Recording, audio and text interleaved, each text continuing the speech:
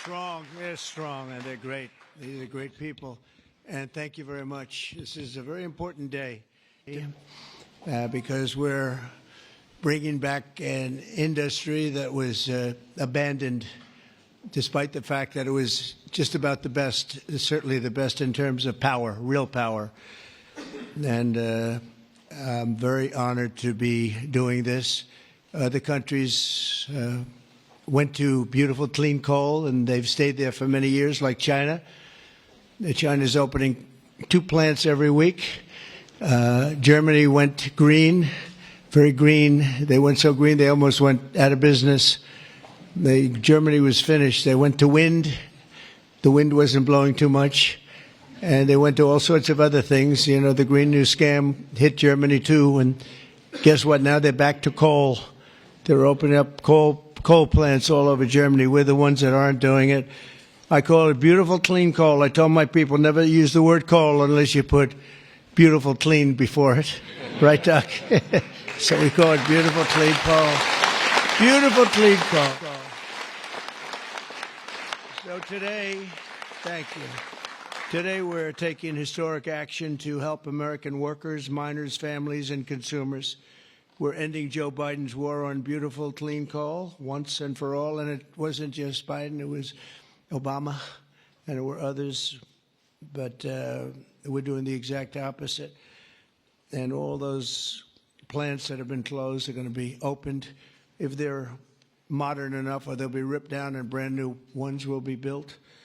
We're going to put the miners back to work. And I said I was going to do this. And I've said it loud and clear. And it's time to do it, and we need it. And I look at these people behind me. I don't want to have any arm wrestling contests with any of them, but they've had a little more practice with the lifting things, I will say. But they are great people, and I know them indirectly for a long. That includes you guys for a long time, and they're great people, and with great families, and come from areas of the country that we love and we really respect. And I want to thank Secretary Doug Burgum for doing such an incredible job. From the day I met him, I knew I wanted to have him in my cabinet. He took a shot at running, and he was so good and so solid that he made no news, and that was good. But I saw him, and I saw his beautiful wife, Catherine, and I said that they're going to be a team. They are a great team, and they're going to be working for this country someday. And one of the first people I called after I won. So thank you very much. And along with the Energy Secretary, Chris Wright, and I was going to make Doug actually the Energy Secretary. And he said, sir, you have one person who's much better than me at this, Chris Wright. I said, who the hell is Chris Wright? I have no idea who he is. And then I learned that he's the most respected person in the energy business by far, far and away. For Doug to say that Doug's got a big ego, it was very tough for him to say that. Catherine was there, right? Catherine, you said, wow, I've never heard that before. But Chris, you guys are fantastic. Stand up, all three of you, please stand up.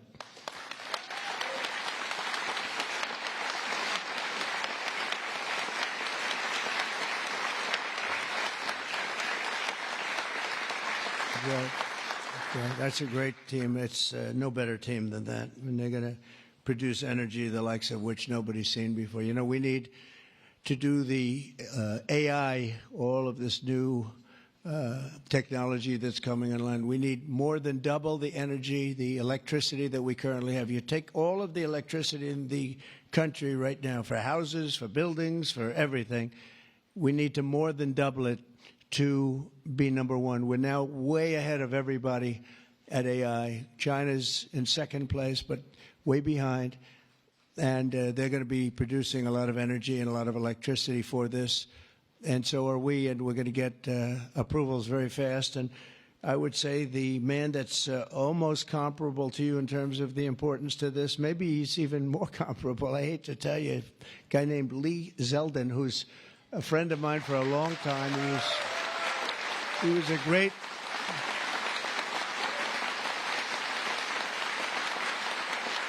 Yeah. Lee was a great lawyer, and he ran for office, and he won immediately. I gave him a very important endorsement.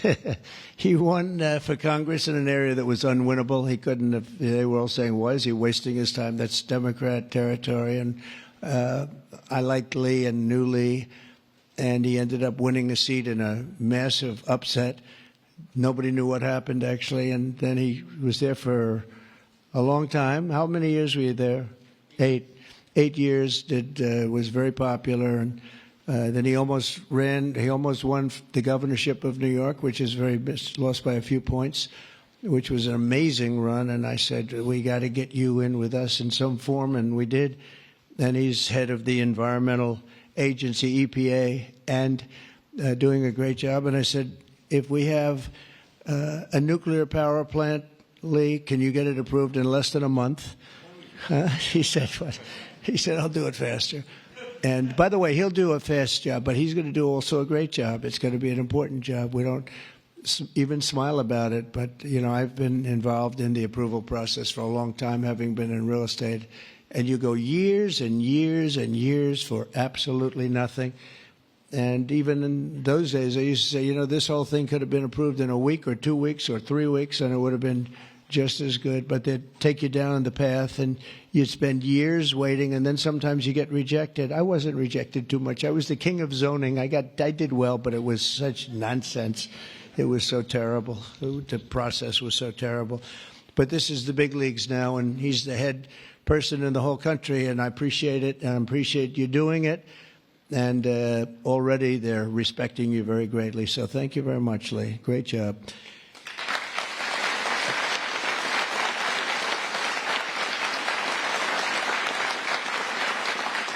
So we have a lot of senators and congressmen and women, and I'm going to just introduce the ones that I see here.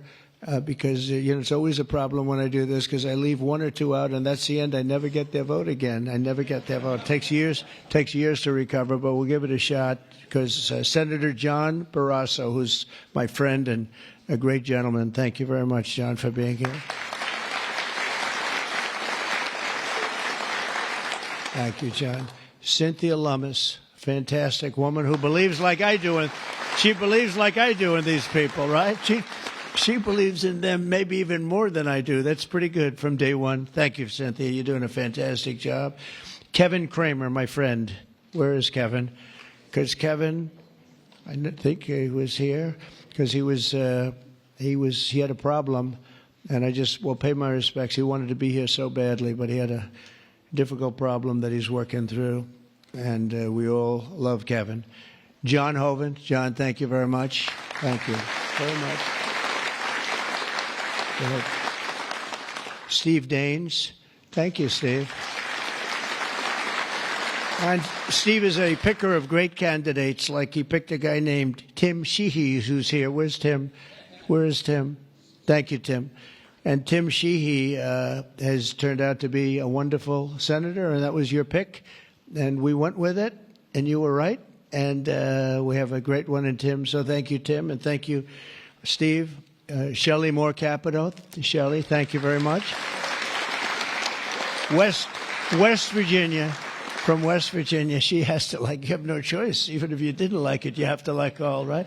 But they were doing a number on you. They were doing a number on you with the coal stuff. And you have not only coal, but you have among the best coal anywhere in the world. So thank you very much. A friend of mine for a long time, I'm the one that got him to change his religion in a sense. He changed the party. He went from a Democrat. I said, Jim, you're not a Democrat. But he changed to Republican, and he's one of the most popular Republicans and one of the most popular political leaders in the country, Jim Justice. I call him Big Jim. Big Jim Justice. Good. You look good, Jim. And he was in the business, and so am I doing the right thing? You would know better than anybody in this room. Am I doing the right thing, Jim? Huh? I think so, right? Thank you very much, Jim. Cindy Hyde Smith. Cindy, thank you, hon. Very good. Good job. People are going to be happy. And all friends of mine. Mike Lee. Mike, thank you very much. We have a lot of people from Congress, congressmen and women, representatives. Morgan Griffith. Morgan, thank you. Thank you very much. Bruce Westerman. Bruce, thank you, Bruce.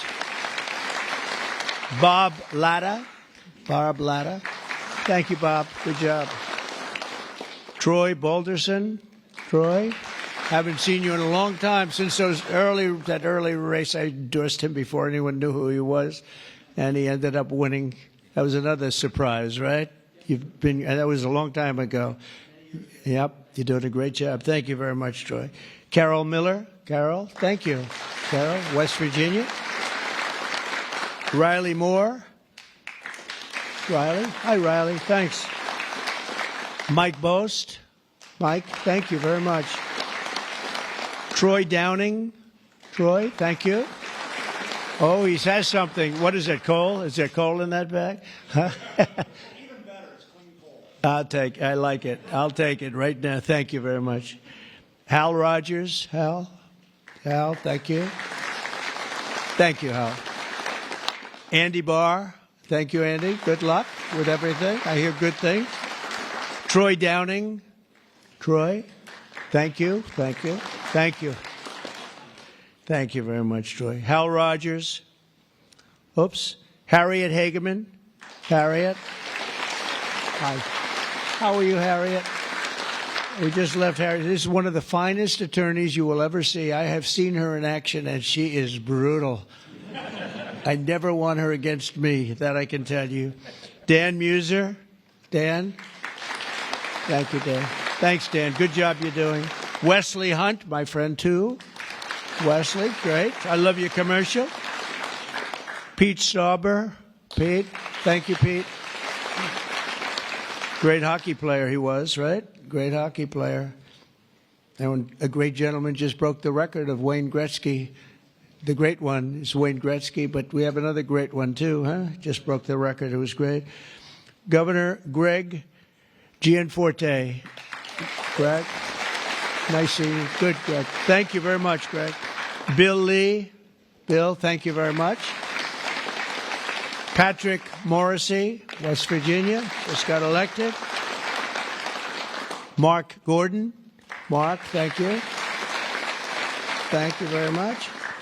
And we have a lot of others, and I'm in trouble because I don't know. I got 5 or 6 others that I see quickly, but I'm just not going to do it. Don't hold it against me, because we have to get back to the most important people in the room, these people. You know that, right?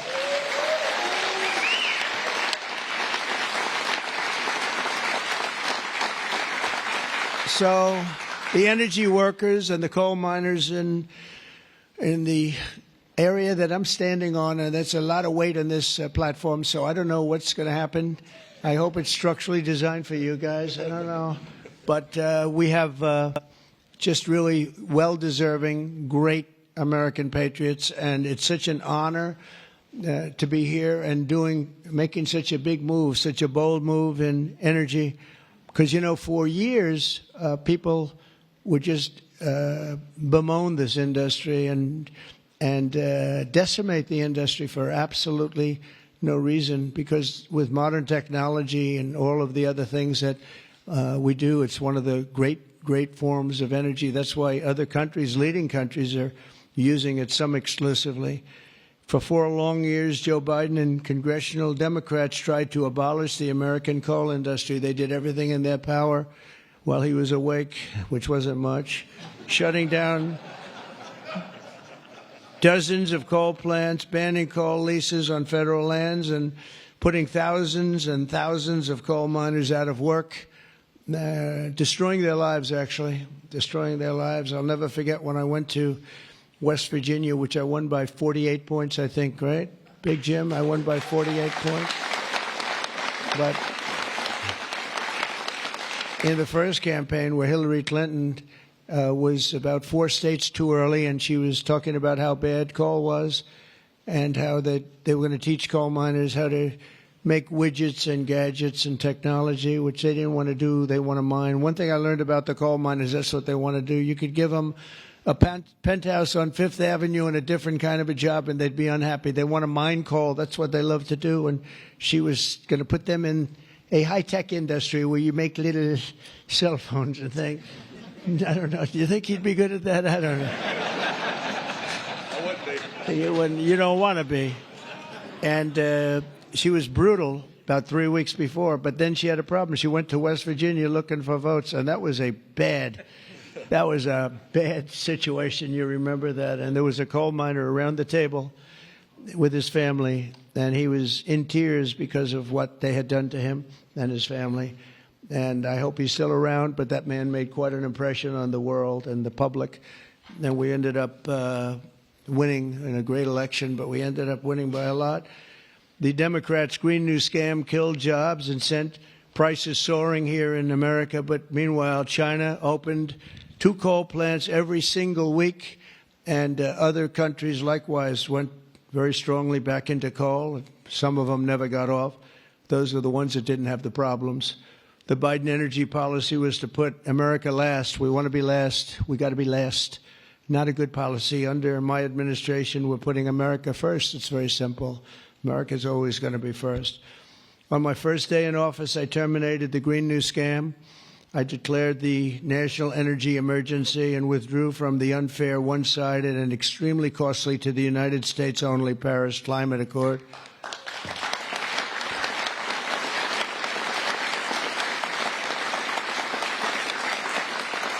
You know, under the Paris Climate Accord, we had a terrible situation. We would have paid over $1 trillion. Think of it, over $1 trillion. And Russia was paying almost nothing. Russia had a 1992 standard. China was paying nothing. China didn't kick in until 2035. This was 5 years ago. So they didn't kick in for many years. India had no standard whatsoever. But we had the highest standard you could imagine. We had to start paying from day one. And we had to pay lots of money. We paid for everything. So I was not a big fan of the Paris Accord, and I let it be known, and I got out of it early. Then they went back into it, and now we get back out of it.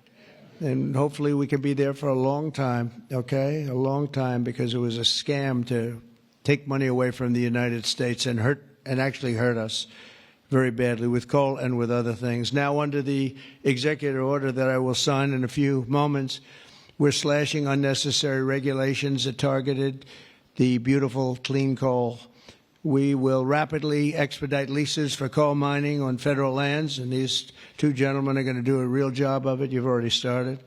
And we'll streamline permitting. We will end the government bias against coal, and we're going to unlock the sweeping authorities of Defense Production Act, the Defense Production Act, to turbocharge coal mining in America. They made it impossible. You actually, I know a friend of mine has a plant.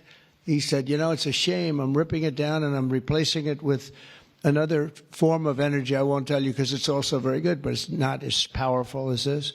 He said, you know, the plant I'm building, the new plant, is literally half as good. It's no less, you know, it's not probably even as good environmentally, but he said it produced half the power for more money, much more money. It'll never compete with that beautiful plant I have down the road, which was really a modernized coal plant. Well, he'll be happy to know that he can open that plant up very quickly, and it's going to produce a lot. But he was complaining. He said, this is so much better. He wasn't doing that as politicking me. He was doing that because that's what he felt. And he knew every form of energy. We talked about that. He knew every form of energy. But our government is going to do something that's very different, and I don't think even you two know about this. This was my idea from about 15 minutes before I got up here.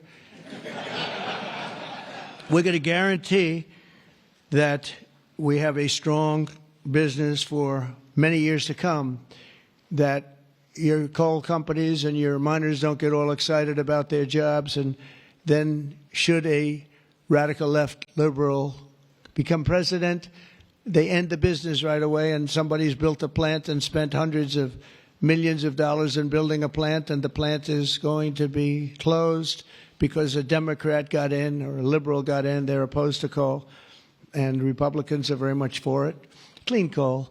And we're going to give a guarantee that the business will not be terminated by the ups and downs of the world of politics.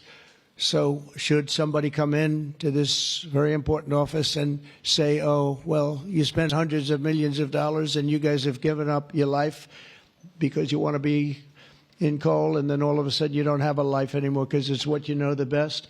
That's not going to happen. We're going to give a guarantee that it's not going to happen, so that if somebody comes in, they cannot change it at a whim. They cannot just going to go. They're going to have to go through hell to close you up. All right, so that's pretty good. We're going to give that in the form of a guarantee that we're writing on right now structurally and from a legal standpoint. So your investments are going to also be protected.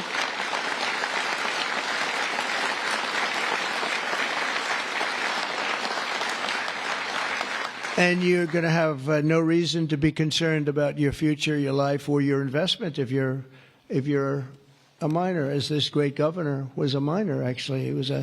He was one of the larger coal miners. He could fit up here very easily, you know, Big Jim. But he was a great success, but they were very, very tough on him. And he did a beautiful job with a beautiful product. Already under our leadership, the Department of Interior has approved the expansion of the Spring Creek mine in Montana, supporting 280 coal mining jobs and unlocking over 40 million tons of coal. And there's more to come. Spring Creek, big one. And there's more to come in the states of Wyoming, Alabama, Utah, North Dakota, and many others. West Virginia, I can't believe they didn't put West Virginia down. It's lucky I mentioned that, right? Can you imagine if I didn't mention West Virginia? I would have been in big trouble. They didn't mark it down here. It's good to have a president like that can pick that up, right? You think Joe Biden would have picked that up? I don't think so. Gee, they didn't mention West Virginia. I don't think so. I don't think he'd be standing up here either. The value of untapped coal in our country is 100 times greater than the value of all the gold at Fort Knox. And we're going to unleash it and make America rich and powerful again.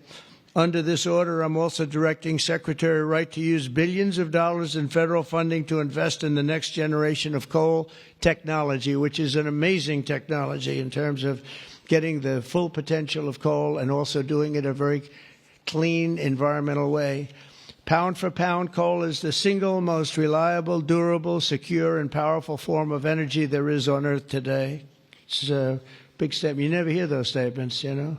You've never heard that before from a politician, have you? Well, maybe from that politician, but not too many. But that's the way it is. I say it again. Pound for pound, coal is the single most reliable, durable, secure, and powerful form of energy. It's cheap, incredibly efficient, high density, and it's almost indestructible. You could drop a bomb on it, and it's going to be there for you to use the next day, which you can't say with any other form of energy. You're virtually indestructible. Most importantly, we have more of it here in America than anywhere else on Earth. We have more coal than any other country. You go to Australia, they have fantastic amounts of coal. You know who they sell it to? China. They sell it to China. They're nearby. They sell a lot of it to China. But we have more than anywhere else on Earth. We also have more liquid gold than anywhere on Earth. So we're really an energy behemoth, but we're unleashing that also. That's going to be another part. But I didn't even want to mention that. It's not down here because I didn't want to mention today is about clean, beautiful coal. So I'm going to give this to you. This big guy. Should I give it to him? Yeah. You take that. Thank you, Mr. President. Okay.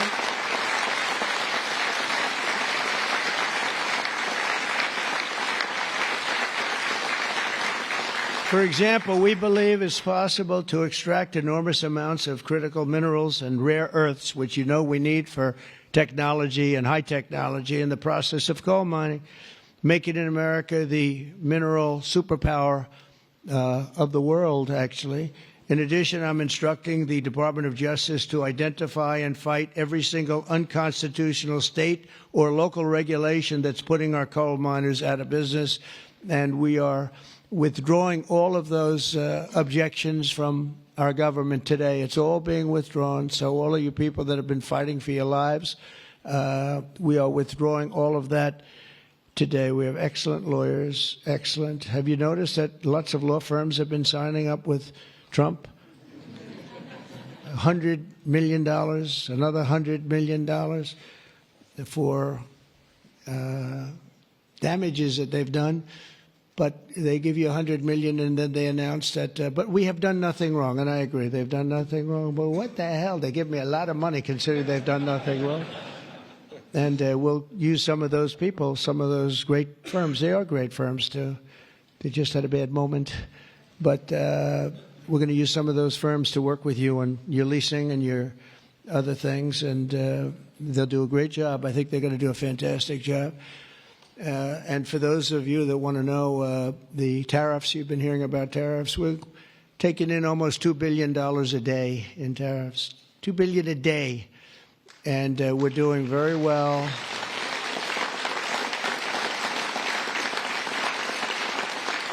And we're doing very well in making, I call them tailored deals, not off the rack. These are tailored, highly tailored deals.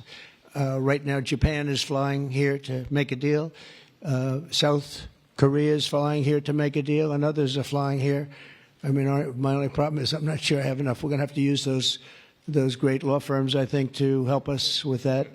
But we're going to probably do that, actually. We're going to use them, and we're getting them for the right price because we need a lot of talent. We have a lot of countries coming in. They want to make deals. If I told them about making those deals 2 years ago or 3 years ago or 5 years ago, they'd be laughing at us. Now they're all signing up. Mike, you know that. So it's going to be a great thing. But we're think of that, $2 billion a day. That's a lot of money. That's a lot of money even in the coal business, isn't it? Huh? It's a lot of money. And America's going to be very rich again very soon. You're going to see that happening. You see it all along. And it's so that whole situation that, you know, it was somewhat explosive. But if we didn't do that, we wouldn't be talking the way we're talking right now. It's been amazing what's happened. Sometimes you have to mix it up a little bit, but we've had great consideration. We've had talks with many countries, over 70. They all want to come in. Our problem is can't see that many that fast. But we don't have to because, as you know, the tariffs are on and the money is pouring in at a level that we've never seen before.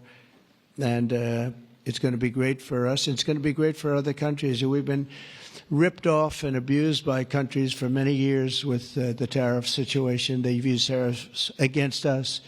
We didn't use tariffs against them or in any way. I mean, we just didn't use them of any monumental proportion. And so we are doing it now. We have tariffs on cars. We have tariffs on lumber, tariffs on steel and aluminum. Steel plants are going up because of it all over the country. We have 25% tariffs on steel and aluminum. And I think the steel workers like me even more than the coal miners like me. I'm pretty sure that that's true. We have, instead of having no steel business, I put them on originally in my first term. We wouldn't have had one steel mill in the United States if I didn't do that. And now we upped it, and we not only are we taking in a lot of money, but we're protecting our workers, our steel workers. We're protecting our steel industry. And one thing you know, that steel and things like steel you need, because you need it from a defense standpoint. You need steel for your tanks and your planes and your everything. And certain industries you can get away with not having, but others you need, and steel is one you need. So I want to let you know that's in full force and effect. And literally as we speak, I spoke to executives in the steel industry over the last few days, and they're all coming in to build plants in the United States of America, because if you build them in the United States, you have no tariffs to pay. There are no tariffs to pay, zero. If you build them outside using outside labor and hurting our businesses, and you send your product in, you have to pay a price for that, and they will be having tariffs, as you know.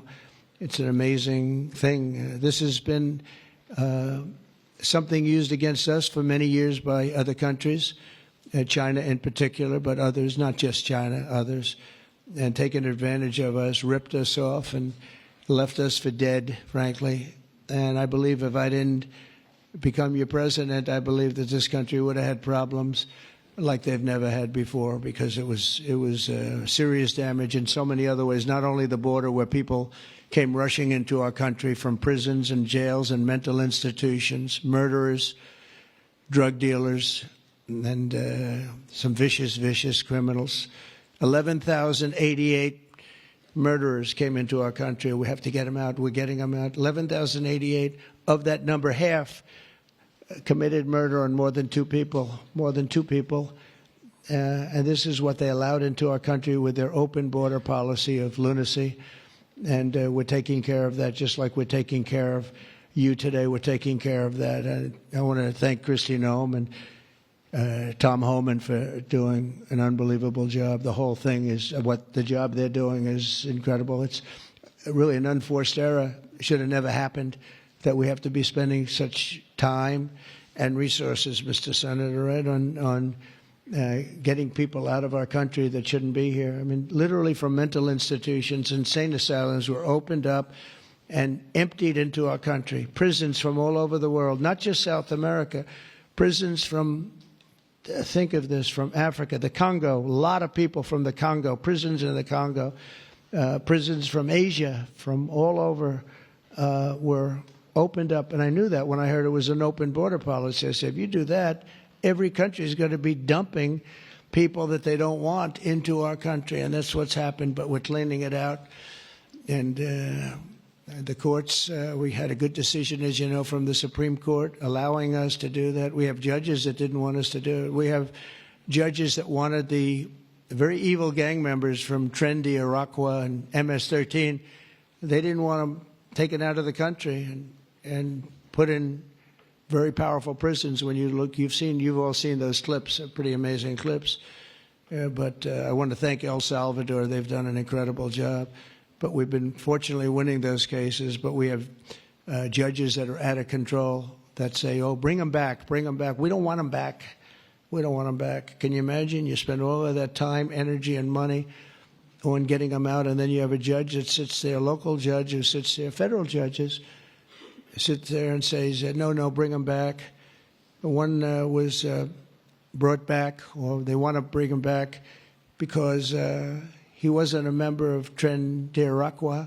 He was a member of MS-13, which is just as bad. So they misidentified him, but it sounds to me like he was a member of MS-13, so they want him brought back because he wasn't treated properly.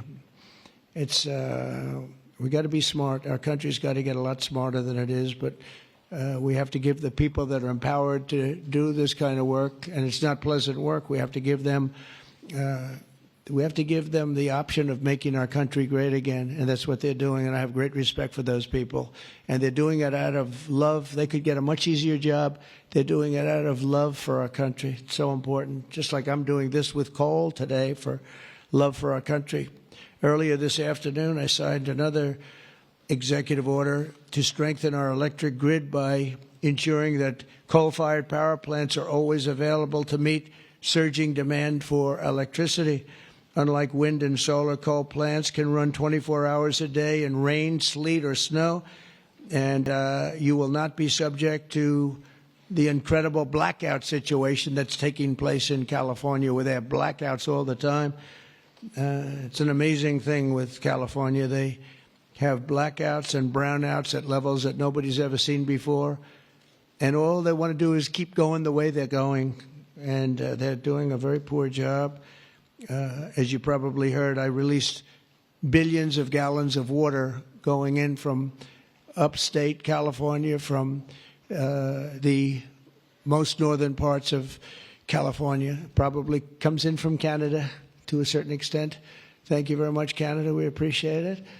And I released it. It was being sent out to the Pacific Ocean. I've been working on Gavin and some of the politicians for years, and they didn't want to do that because they were protecting a smelt, a fish that was perhaps in trouble, but it's not unique to that area.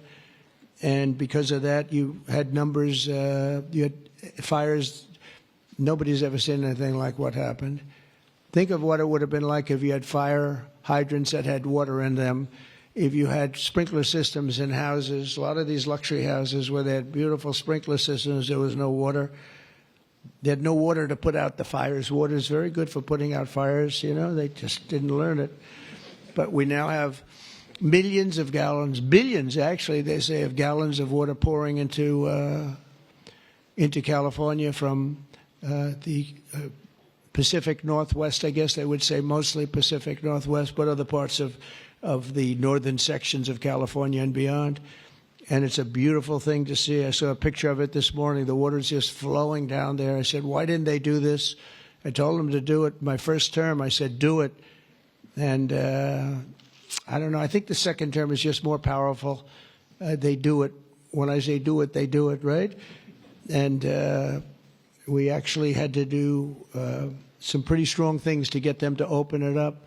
They had, think of this, they had all that water pouring out right into the Pacific. They had a big valve, like a giant valve as big as this room, and they turned the valve. Takes 1 day to turn it, and they face it toward the Pacific Ocean, and the water, all that was coming down, all millions and millions of gallons coming down, they put it into the Pacific Ocean, which for the Pacific Ocean is like a drop of water.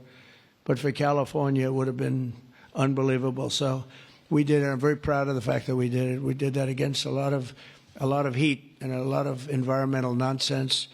From now on, we'll ensure that our nation's critically needed coal plants, as an example, remain online and fully operational. They're always going to be operational. And again, we're going to have guarantees that government cannot close them down, close you down, and destroy your lives.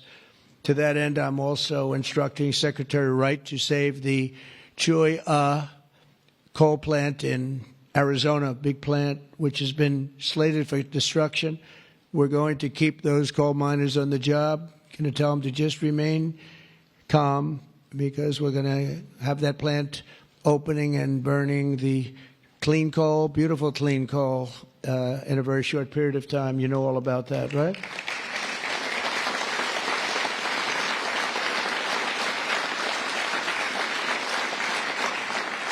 That's a big one. As part of our historic deregulatory efforts this afternoon, I'm also granting immediate relief to 47 companies operating 66 coal plants, very big ones all over the country, recusing and making them available for coal production almost in the immediate future. But we're going to be crushing Biden-era environmental restrictions.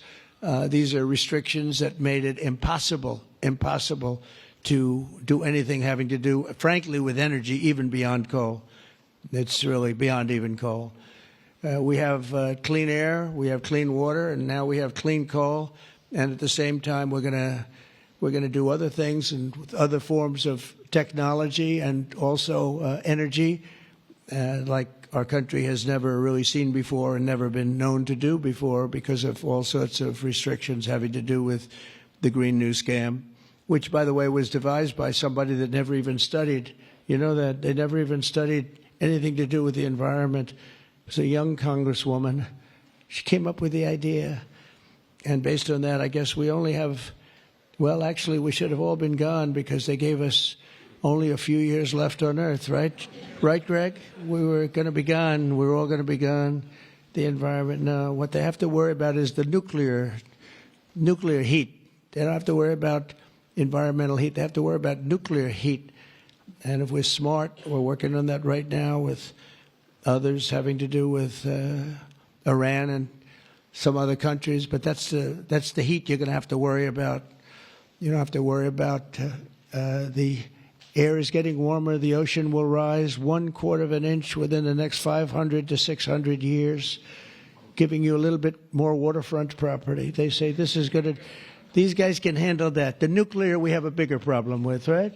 So we're going to make sure that that's safe. We're going to make sure that that's safe. With us today are some of the amazing workers who will benefit from these policies, the policies that we're doing and so proud of doing, including Jeff Crow, a miner from West Virginia. Jeff, would you come up and say a few words? Jeff? Come on up here, Jeff.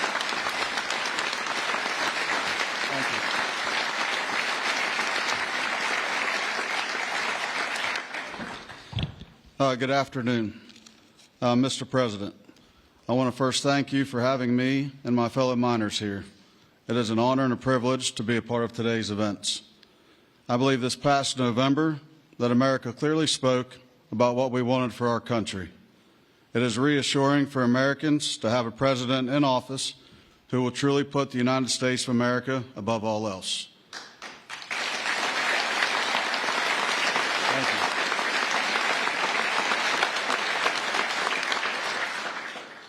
With putting America first, you have spoken numerous times about energy independence. I believe most don't understand the importance of that. Coal is one of the major factors in energy independence and accounts for a large portion of America's energy. Coal is one of the most reliable and cheapest forms of electricity.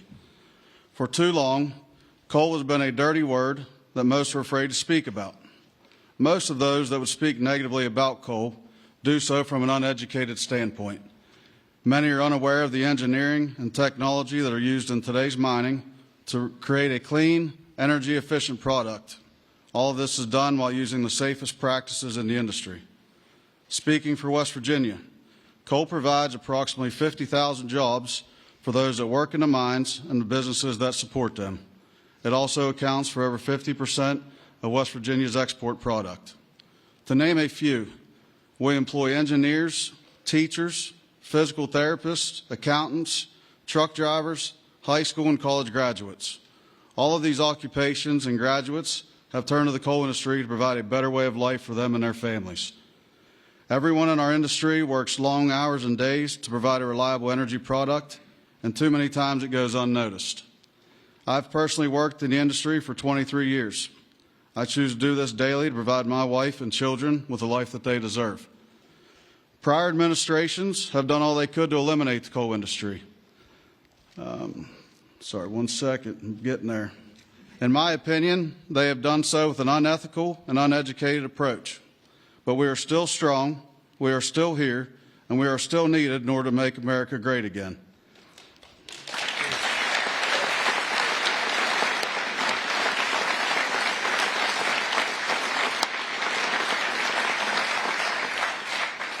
Having a president and an administration that understands the need and importance of coal is more than appreciated. It gives the industry a form of reassurance to know that we have a president in place that supports us. From my family to the over 3,000 employees of ACNR, and for the coal companies, miners, and businesses throughout our great country that rely on the coal industry, we say thank you for your continued support.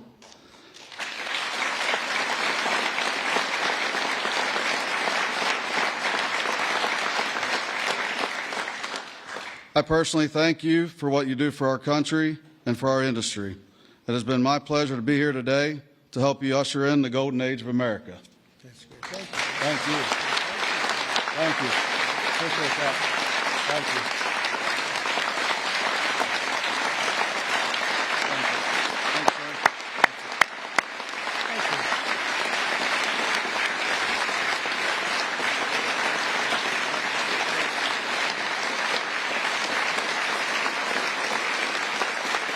You did a good job. Let me have that speech. I want to have that. Yes, sir. I had a couple of good lines in there when I came from. No, actually, what I want to do, I'm going to sign it for you because I mean, he worked hard. Look at it, and look how good his eyes must be to read that. I lost it once. And hopefully you can sell it tonight for a lot of money. No, sir, I'll keep that one.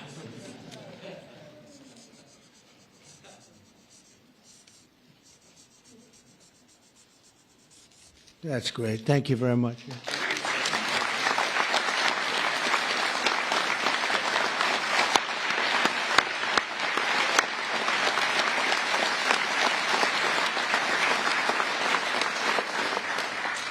Thank you very much, Jeff. And also with us is Tony Campbell of the East Kentucky Power Cooperative, and Tony's quite a gentleman and very respected in the industry. Come on up, Tony. Thank you.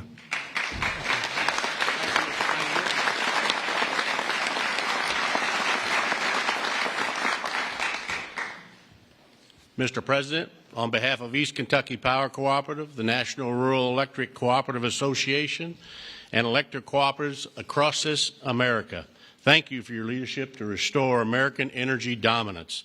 Electric co-ops keep the lights on for 42 million Americans across 56% of the land mass. We are owned by the communities and businesses we serve and provide electricity to growing communities, new data centers, and manufacturing plants. Mr. President, electric co-ops are powering America, and we are proud to partner with you and your administration to power America into the future.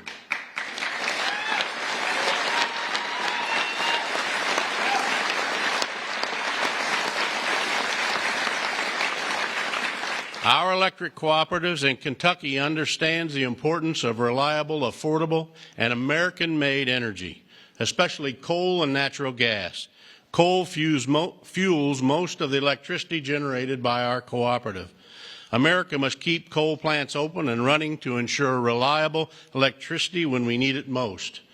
To meet growing demand over the next decade and ensure fuel security, America will need more always available electric generation power, such as coal. And we want to recognize the hardworking American men, women that support our mission. To all America's line workers, our coal miners, thank you for your dedicated service to our country.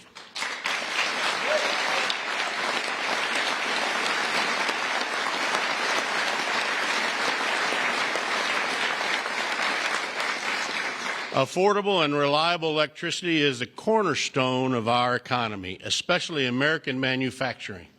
However, too many government leaders have pushed policies that have made our electric grid significantly less reliable and our energy too expensive. That begins to change now.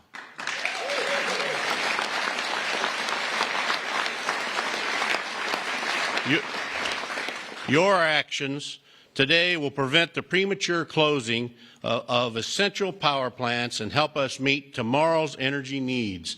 And they will help us continue to deliver reliable, safe, and affordable electricity. Mr. President, thank you in particular for providing immediate, much-needed relief from the Biden EPA regulations that would force the shutdown of critical coal units.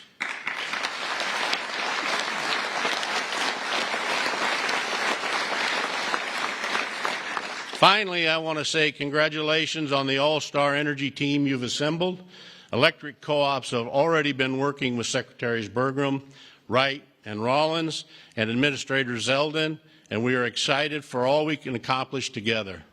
Mr. President, thank you again for your actions today and for your support for the electric cooperatives as we work to keep the lights on in America.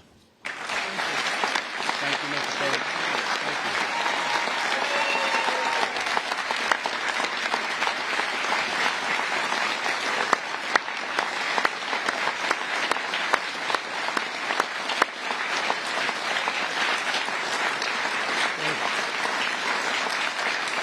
Thank you, Tony. Thank you very much, Tony. Appreciate it.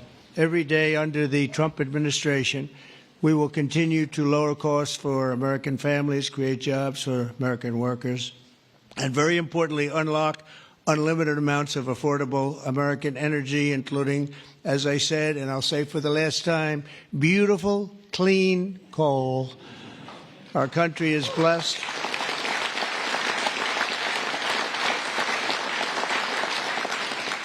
Our country is blessed with the most abundant natural resources on earth, as nobody has what we have. And we're going to use it, too. We're going to use it in a very responsible way. Together, we're going to tap that magnificent potential to give our people the glorious future that they deserve, better than they've ever had in the past. I mean, they had a good future. A little, if you look 20 years ago, they thought they had a good future, and it was ripped away from them, torn away from them with nonsense. And we're not going to let that happen. This is going to be a glorious future for them. And I want to thank everybody for being here. And I want to thank you and you and you and that whole group and our senators, by the way, and our great congressmen and women for being here in such a large number, because you've been helping us make these decisions. These are big decisions, and this is a really big one. And this is one that's going to be, I think we're going to look back and with great pride at what we've done today, not just in putting people to work, but at really reawakening our country. And thank you very much, and thank you all for being here. Thank you very much. Thank you very much.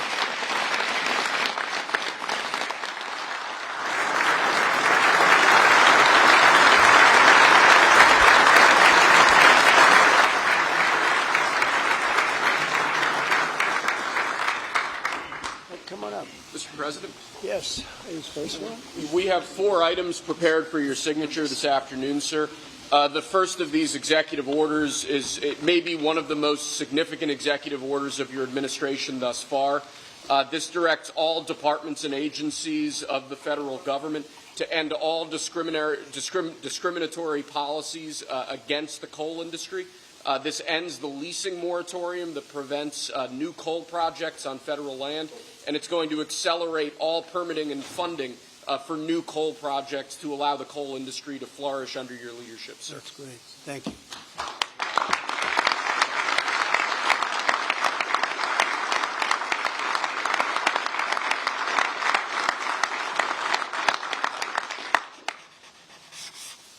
Okay.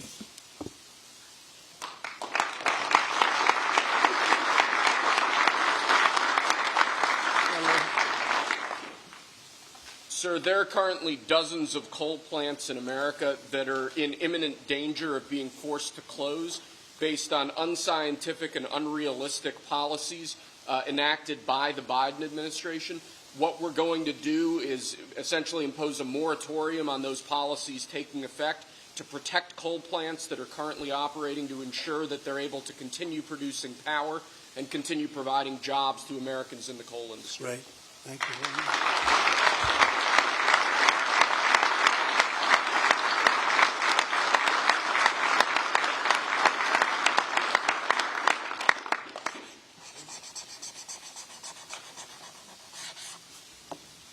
Okay.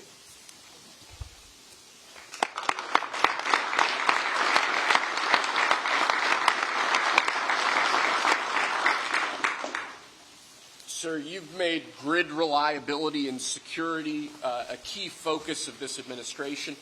This executive order is going to promote grid security and reliability by ensuring in part that our grid policies are focused on secure and effective energy production and energy transmission, as opposed to woke policies that discriminate against secure sources of power like coal and other fossil fuels.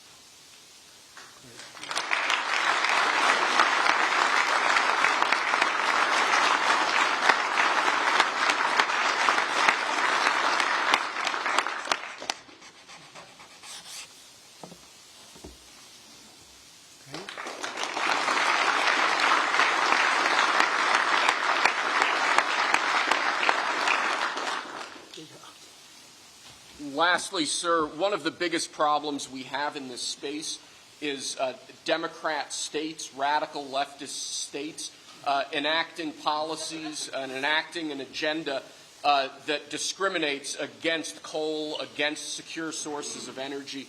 Many of these policies are unconstitutional and illegal, and with this executive order, you're going to be instructing your Department of Justice to vigorously pursue and investigate these state policies that we believe are illegal or unconstitutional. Good. Thank you.